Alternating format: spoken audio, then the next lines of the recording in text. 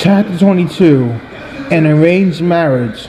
In everything worth having, even in every pleasure, there is a point of pain or tedium that must be survived, so that the pleasure may revive and endure. The deserved battle comes after the first fear of death. The joy of reading Virgil comes after the boy of learning him. The grove of the sea bather comes after the icy shock of the sea battle, and the success of the mouse comes after the very honeymoon. G.K. Chesterton. Listen to any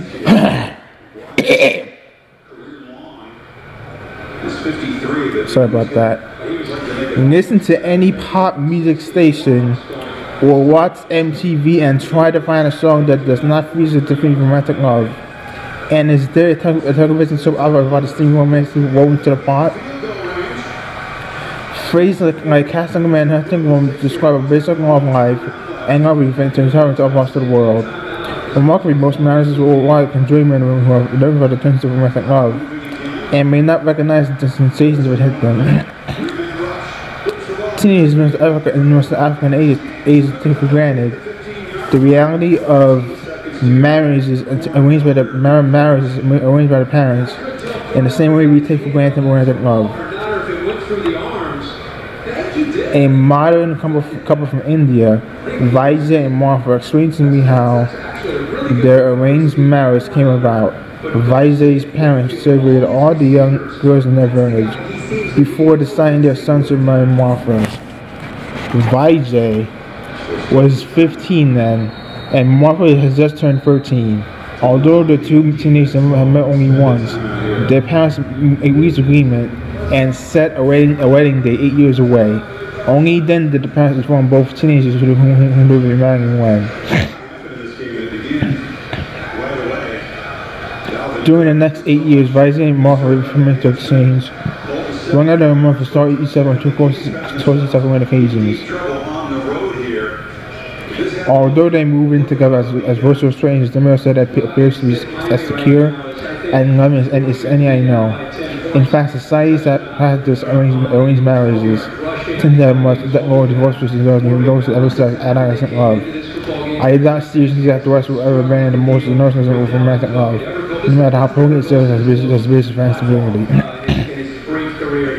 But through my conversations with Christians from different cultures, I began to see how an arranged marriage might serve as a helpful model arranged to God in the U.S. and other Western style cultures. People tend to marry because they're attached to another's preparing qualities: a fresh smile, a witness, a pleasing figure, athletic ability, charm. Over time, these qualities may change with the physical attributes, especially to tune of age. Meanwhile, unexpected surprises will surface: slandering housekeeping, bosses at the present, like similar sexual appetites, which is floating romance. In contrast, the boys in an arranged marriage do not seem to dwell on mutual attractions. At the marriage season, you have heard that for many years, so you barely know. The overriding question changes from who's not married to, given this part, what kind of marriage can we construct together? A similar pattern applies in for God. I have no control over God's qualities, such as his invisibility. God is free with a personality and treats us like this whether I like him or not. I have no choice but to be just my own makeup either. My face features on the controllable curly hair. My head has an imitation, I was a personality and different background. Taking the Western romantic approach, I can resent this quality of that one of God's, and wish you men more differently. I can demand that God can approach circumstances before I trust my life. Or I can take a very different approach. I humbly accept God's teachings revealed in Jesus, and also accept myself as a person God's chosen. I will not go even unless it's demanded that must be met before I take the vow. Like as far as I'm arranged marriage, like yeah, I'm doing something. Like as far as in an arranged marriage, like people may think about regardless.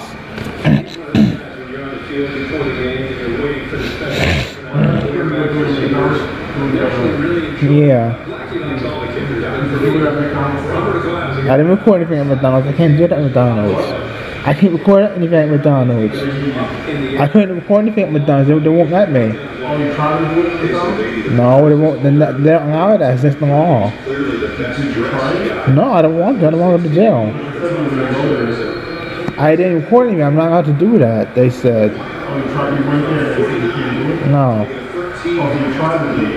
Yeah, they said no. Faith means taking a vow, for better or for worse, for richer or for poor, in sickness and in health, to love God and sing to Him no matter what. I'm doing something. Come on, I'm reading something. That involves risk, of course. Stop doing that. Don't do that. Stop doing that. That involves risk, of course. For every discovered that will God. I have no idea. Did he? He did?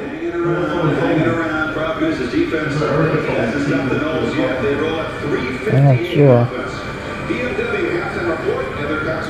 Not sure when I see him. That involves risk, of course. If I may discover what that were God asking me, to confess my selfish desires. Happily, the spirit of arranged marriage works two ways. God also recommits to me, promising a future eternal life that will redeem the circumstances that I struggle with. God does not accept me conditionally on the basis of my performance, but bestows His love and forgiveness freely despite my innumerable failures. Some people anticipate life with God to be a solution to their problems, and choose God much as one would choose a possible method of culture by seeking desirable results.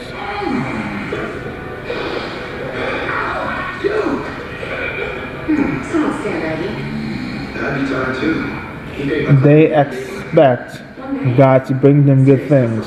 They tithe because they believe when they come back tenfold. They try to get right and stick out possible then. No matter what the problem, unemployment, a retarded child, a coming man, an empty early face, they expect God to intervene in their behalf by arranging a job, passing over the marriage, currently retarded child, after emptying an early face. As we all know, though, marriage does not always work out so neatly.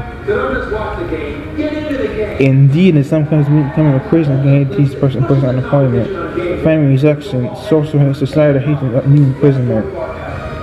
Every man has twice his time. One is 2 for 1, partner both tend to give up. Ordinary couples will admit that during these times they question the entire relationship.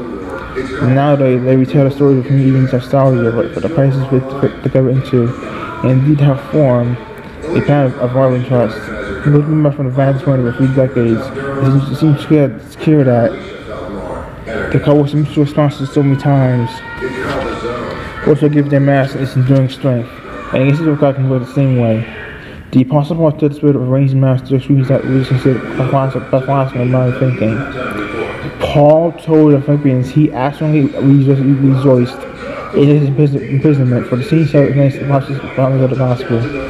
And in another to the Corinthians, he boasted about the failures and hardships he endured. He mentions flogging, stoning, shipwrecks, everlasting disasters, hunger first, physical discomfort, and international failures. If I must boast, I will boast of the feelings that some of my weaknesses declared. For Christ's sake, I direct weaknesses and insults and hardships and persecutions and difficulties. For when I am weak, and I am strong. I read such words, then wander into my local Christian bookstore, where I find rations books telling me how to save my marriage, how to raise godly children, how to experience God's blessings, how to resist temptation, how to find happiness. Every more how-to books appear, every need for them grows. If a book really could save marriage, my divorce is restricting among book by Christians I do not have yet to observe. Likewise, the relationship with God requires something more than a problem-solution approach. Dorothy Sayers suggests another way of viewing God's personal involvement with us. She points to the analogy of an artist who does not see life as a power to be solved, as a medium for creation. Perhaps, says Sayers, God has invested each of us with the freedom of an artist, allowing us to work with materials. A sculptor was of metal was required of metal, but not much to conquer. A painter was many parts only 2 dimensions. Although these raw materials are creation of breathing limitations, a skilled artist can take from any of them a magnificent work of art. As individuals, we can each be a different medium. Some of us are some beautiful, some distant, charming, some shy. We may choose to present the raw materials to suffer of, like we may, for example, specialize for sitting down for a physical form, or a physical seat, or a frame that rears us. We may demand that also have these problems on behalf of how exactly by seizing genetic or even a family. Yet those same raw materials provoke such resentment to some people and also be the very ingredients used to shape us in ways that matter most of God. Indeed, in an absolute way, human beings can eat problems more than we need solutions. Problems stress is a predatory toward dependence on God. As the Bible reiterates, success represents far greater danger. Samson, Saul, Solomon, and scores of others show that success leads to a pious satisfaction, a path away from dependence, and ultimately a boost to a fall.